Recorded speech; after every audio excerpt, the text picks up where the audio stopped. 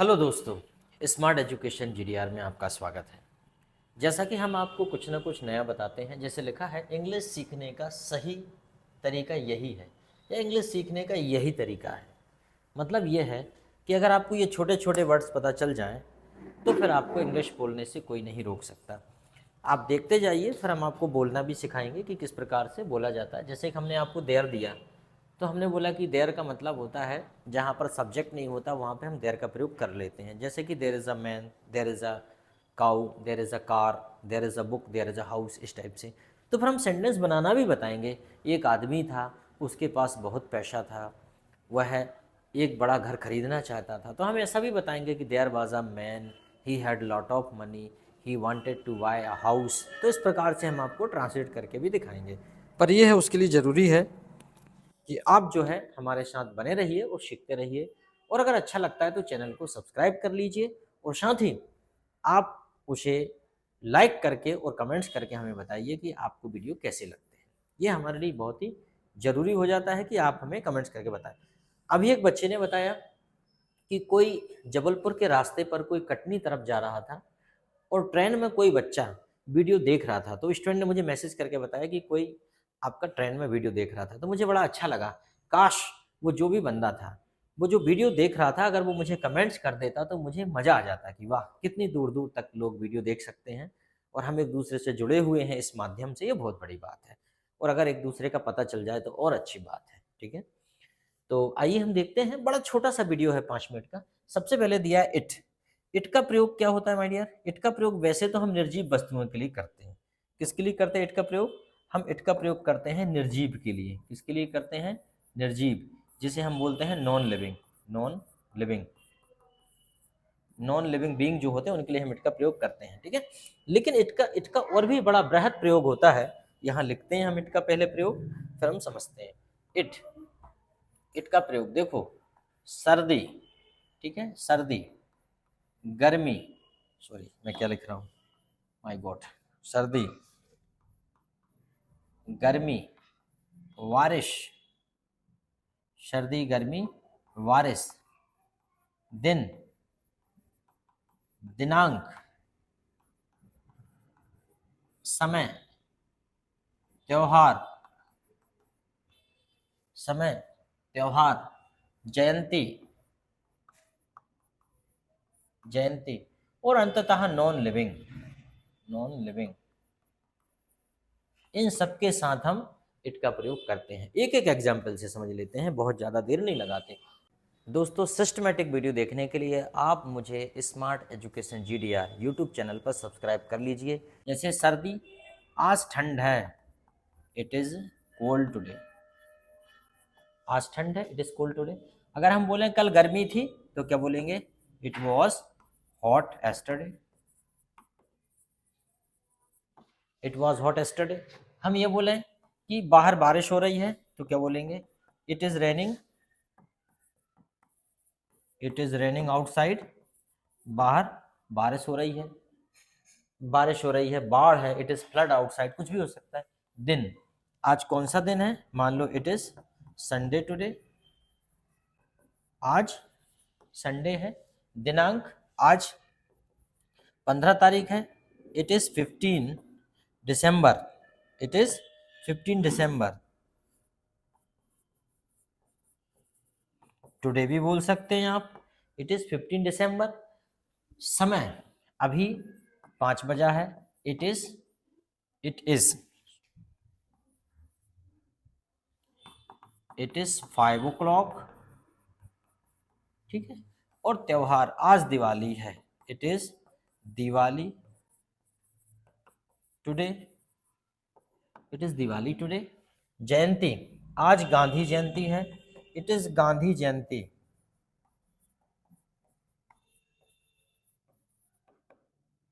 It is Gandhi Jayanti today.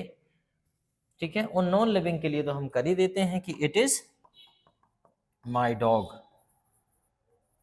ठीक है दोस्तों, इस प्रकार से इट का प्रयोग कर सकते हैं। ये बड़ा छोटा सा यूज़ है।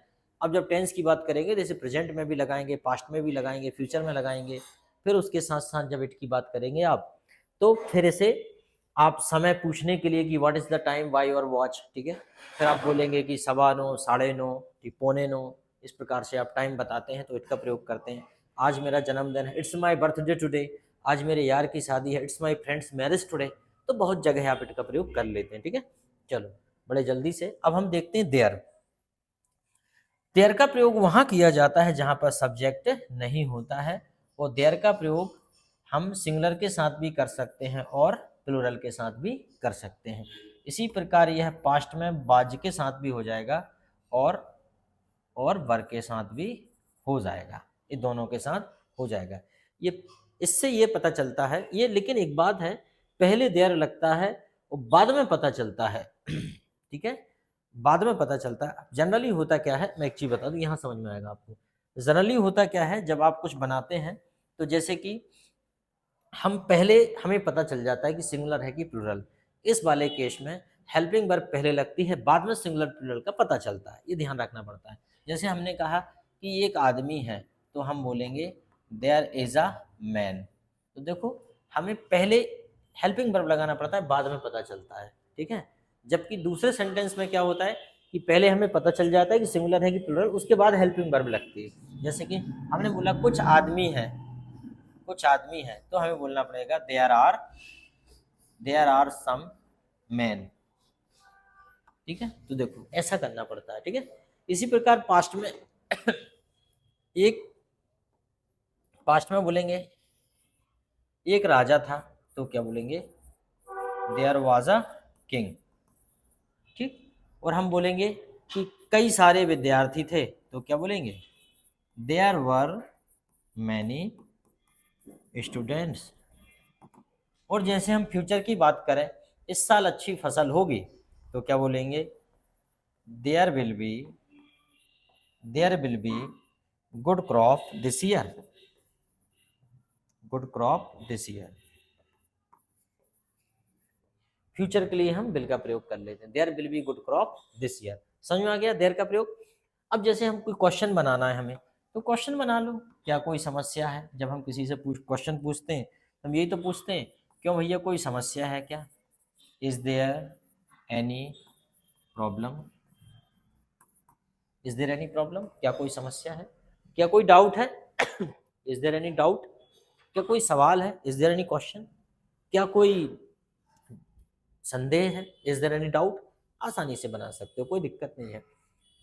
जैसे हम किसी से पूछते हैं how many members are there in your family, आपके परिवार में कितने सदस्य हैं, तो आपको जवाब देना पड़ता है there are 4 members 5 members in my family, जितने भी मेंबर्स होते हैं फिर आप बताते हैं, ठीक है।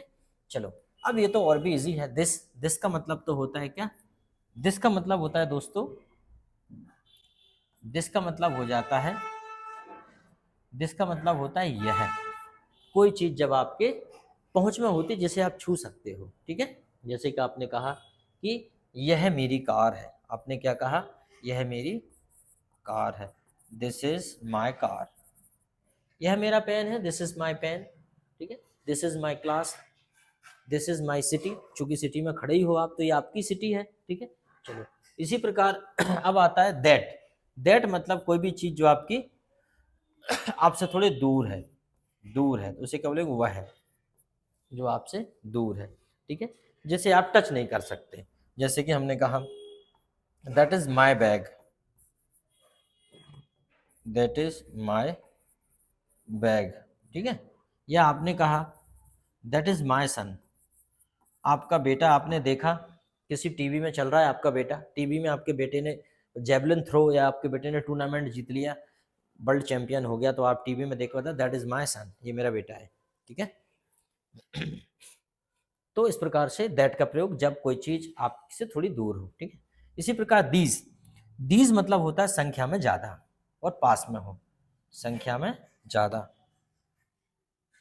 मतलब क्या है, संख्या में ज्यादा हो और पास में हो, दीज। तो क्या हो जाएगी, दीज मतलब होता है ज्यादा हो और पास हो, ठीक है।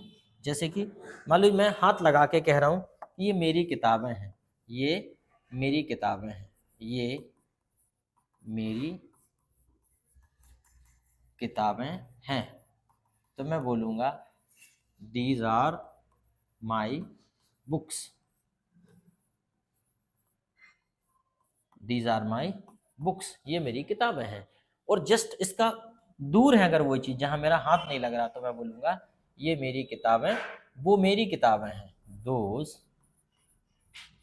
आर माई बुक्स, वो मेरी किताबें हैं। जहाँ मेरा हाथ नहीं पहुँचता तो मैं बोलूँगा वो मेरी किताबें हैं, दोज आर माई बुक्स। अब उसी के साथ आपके पास एक नई चीज़ आती है, दोज भी हो गया, मतलब वह है, वो, वह दूर और संख्या ज़्यादा, मतलब प्लूरल कह सकते हैं हम, ठीक है, संख्या ज़्यादा। हियर मतलब होता है यहाँ, यहाँ हियर, और देयर क्या होता है, वहाँ, देयर क्या होता है, वहाँ। लेकिन अगर हम बोलें यहाँ पर, अगर मैं ऐसा बोल दूं यहाँ पर और वहाँ पर, तो हमें इसमें लगाना पड़ेगा ओवर, क्या लगेगा, ओवर लगाना पड़ेगा, ओवर हियर, ओवर देयर। जैसे कि हमने कहा यहाँ पर आओ, मान लीजिए मैंने कहा यहाँ पर आओ, मैंने कहा यहाँ पर आओ, तब मैं बोलूँगा कम ओवर हियर, यहाँ आओ तो कम हियर, और यहाँ पर आओ तो कम ओवर हियर। और मैं बोलूँगा वहाँ पर जाओ, गो ओवर देयर,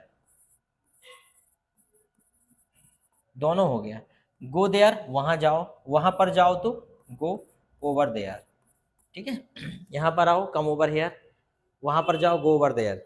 मैं वहाँ गया था, आई वेंट ओवर देयर, मैं वहाँ गया था और मैंने देखा, मैं वहाँ गया था, आई वेंट ओवर देयर, मैं वहाँ गया था, आई वेंट ओवर देयर, ठीक है। चलो अगला है दोस्तों नो वेयर, मतलब होता है कहीं भी नहीं, क्या हो जाएगा, कहीं भी नहीं, कहीं भी नहीं। नो वेयर मतलब क्या हो जाएगा, कहीं भी नहीं। जैसे हमने कहा भाई पढ़ने वाले के लिए समस्या कहीं नहीं है, प्रॉब्लम इज नो वेयर, समस्या कहीं भी नहीं है, प्रॉब्लम, प्रॉब्लम, चलो अपन एक ही लिख लेते हैं, प्रॉब्लम,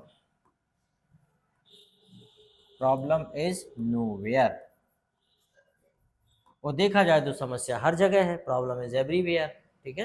तो प्रॉब्लम इज नो वेयर या प्रॉब्लम इज एवरीवेयर, तो नो वेयर मतलब कहीं भी नहीं, और एवरीवेयर कर दिया जाए तो हर जगह, तो nowhere problem, nowhere मतलब कहीं भी नहीं, स्थान के लिए प्रयोग होगा इसका। जैसे कि हम कहते हैं कि दैट्स, हम कह सकते हैं कि डाउट इज नो वेयर, ठीक है, डाउट कहीं भी नहीं है, problem is nowhere, suspense is nowhere, ठीक है, इस प्रकार से।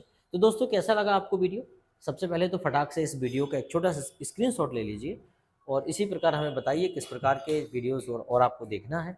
और बहुत ही जल्दी हम स्पीकिंग की क्लास चालू करेंगे, जिसमें हम आपको हिंदी बोलेंगे और आप इंग्लिश ट्रांसलेट करेंगे। और जब आप ट्रांसलेशन सीख जाएंगे तो फिर सीधा हम direct English to English communication करेंगे। Thank you very much.